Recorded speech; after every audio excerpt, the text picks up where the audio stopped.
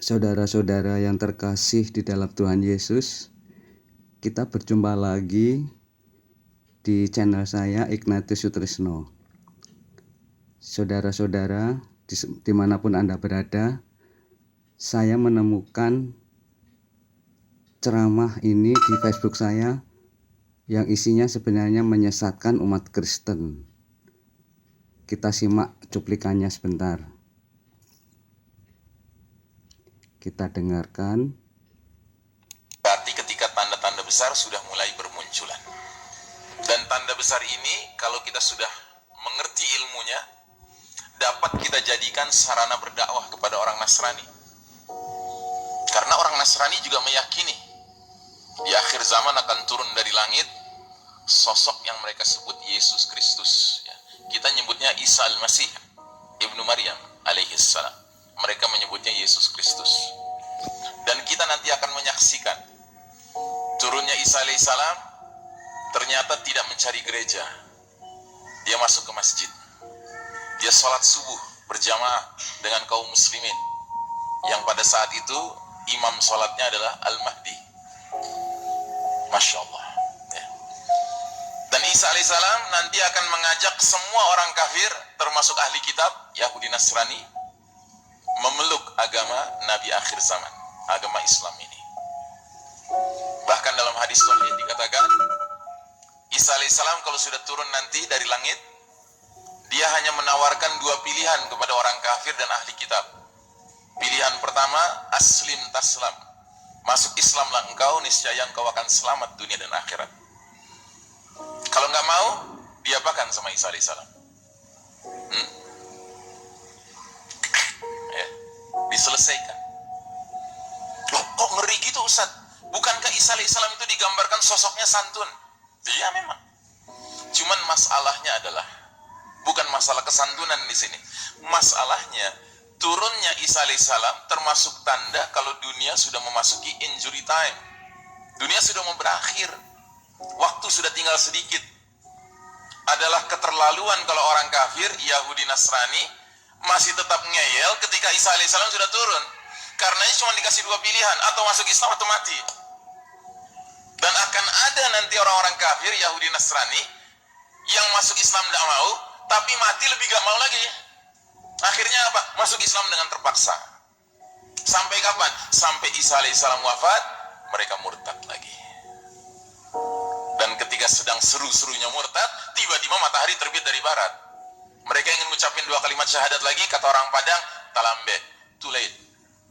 Tidak diterima, itu tobat sudah ditutup. Ya. Walaupun ada juga yang awal mulanya masuk Islam terpaksa, tetapi lama-kelamaan benar-benar beriman. Ya. Beruntunglah dia. Ada hadis mengatakan, Nabi bersabda, kelak nanti kalau perang antara kaum muslimin dengan Yahudi, maka kaum muslimin akan berada di sebelah timur Nahrul Urdun, sungai Jordan.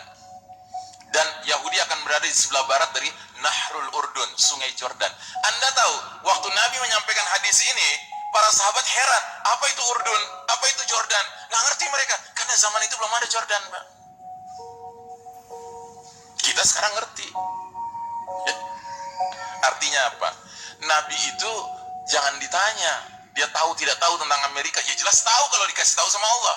Tapi dengan tidak adanya hadis itu, kita perlu menduga kuat, jangan-jangan Amerika pada masa itu sudah nggak ada. Karena apa? Terbenam. Dan tentu pengertian terbenam bukan seluruhnya.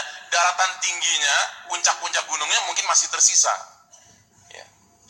Termasuk wilayah Indonesia yang kita cintai karena Allah ini.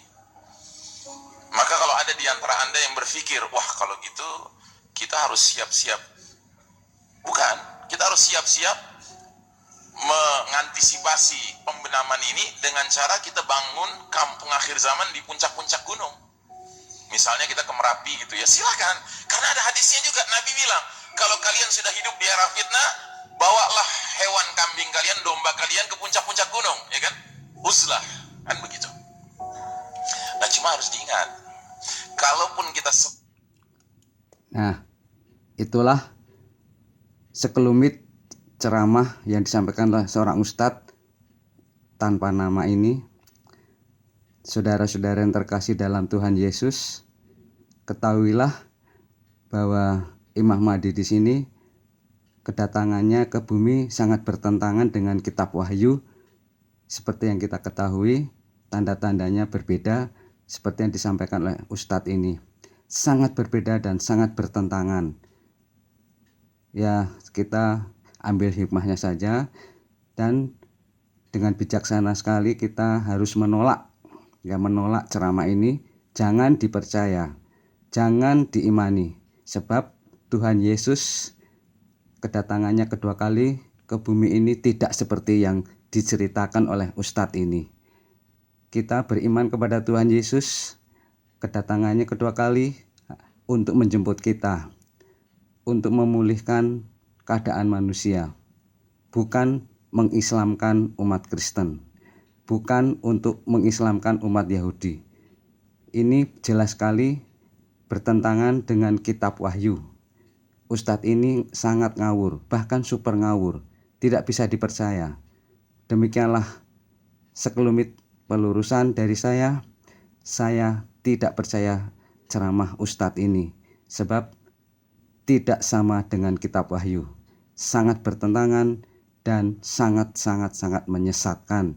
Jangan didengarkan, sebab ini asumsi, karena tidak melibatkan Bapa Yahweh, dan juga tidak ada keterangan siapa yang memberikan kesaksian penglihatan ini. Hanya Yohanes Pembaptis yang bisa dipercaya, sebab firman Tuhan Yesus ya dan amin dari Bapa Yahweh, dan semuanya dipercayakan kepada rasul-rasulnya.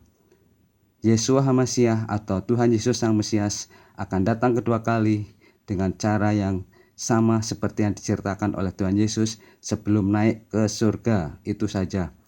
Nah, terima kasih atas perhatian semua teman-teman yang seiman, dimanapun Anda berada, semuanya yang saya kasihi di dalam Tuhan Yesus. Jangan percaya ceramah ini. Ceramah dari Ustadz ini sangat menyesatkan. Kita harus tetap beriman kepada Tuhan Yesus, junjungan kita, Tuhan kita, bahkan penebus kita, dan yang menjanjikan kehidupan kekal di dalam kerajaannya.